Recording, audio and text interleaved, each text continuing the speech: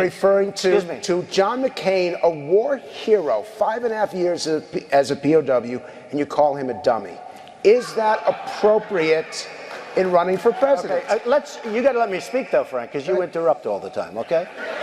So, no, I know him too well. That's the problem. Let's take John McCain. I'm in Phoenix. We have a meeting that is going to have 500 people at the Biltmore Hotel. We get a call from the hotel. It's turmoil. Thousands and thousands of people are showing up. 3-4 days before, they're pitching tents on the hotel grass. The hotel says, we can't handle it. It's going to destroy the hotel. We move it to the convention center. We have 15,000 people. The biggest one ever, bigger than Bernie Sanders, bigger than 15,000 people showed up to hear me speak, bigger than anybody, and everybody knows it. A beautiful day with incredible people that were wonderful, great Americans, I will tell you. John McCain goes, oh boy, Trump makes my life difficult. He had 15,000 crazies show up, crazies. He called them all crazy. I said, they weren't crazy. They were great Americans. These people, if you would have seen these people, I know what a crazy is. I know all about crazies. These weren't crazy. So he insulted me, and he insulted everybody in that room. And I said, somebody should run against John McCain, who has been, you know, in my opinion, not so hot. And I supported him. I supported him for president. I raised $1 million for him. It's a lot of money. I supported him. He lost. He let us down. But, you know, he lost. So I never liked him as much after that, because I don't like losers.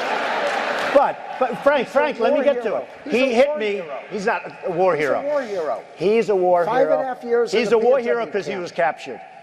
I like people that weren't captured, okay? I hate to tell you. Do you agree with that? He's a war hero because he was captured, okay?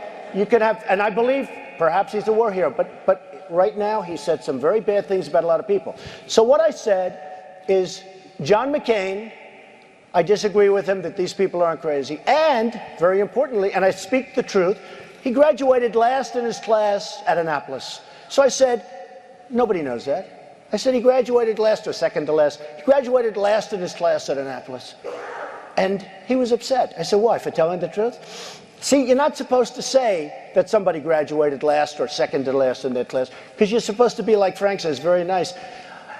Folks, I want to make America great again. We want to get down to brass tacks. We don't want to listen to his stuff with being politically correct and everything has to. We have a lot of work to do. Frank, the other day Hillary Clinton got up and she said, I didn't like Mr. Trump's tone. We have people, Christians, having their heads cut off in the Middle East. We have people dying all over the border, where I was right, 100% right. We have all of this, like medieval times, and she said, I didn't like his tone. And you know who else said that? Jeb Bush. I didn't like his tone. What does it have to do with tone? We want results. This group wants results. We don't want tone.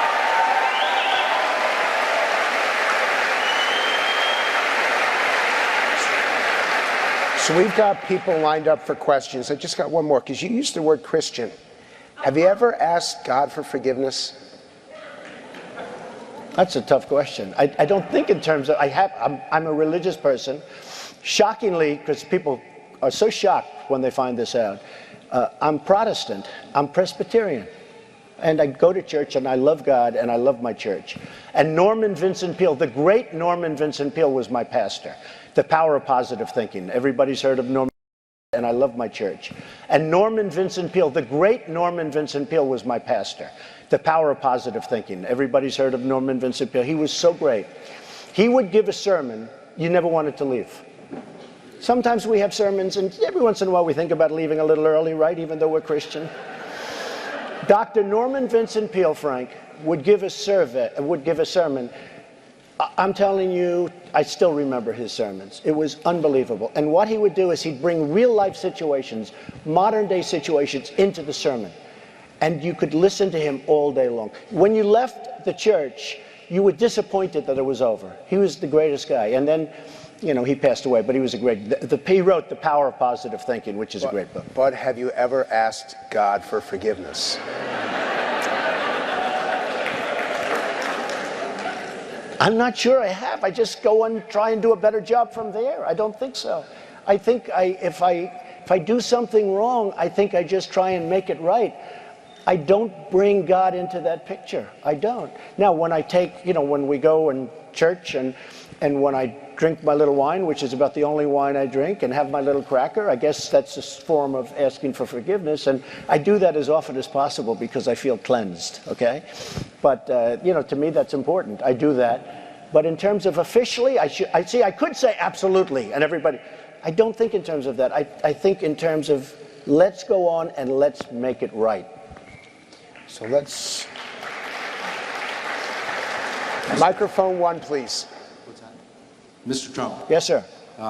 Respectfully, we remember the 1992 election.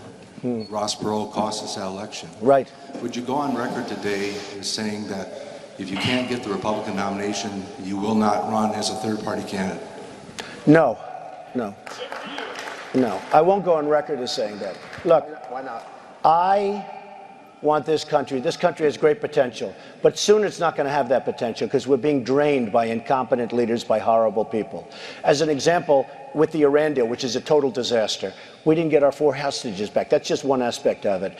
And just this morning, and yesterday, Secretary Kerry, who's the worst negotiator. I mean, he didn't read the art of the deal, folks. So Secretary Kerry said very strongly, he said very strongly, we didn't want to bring up the hostages. We didn't want to complicate our deal. That was the reason. We didn't want to what does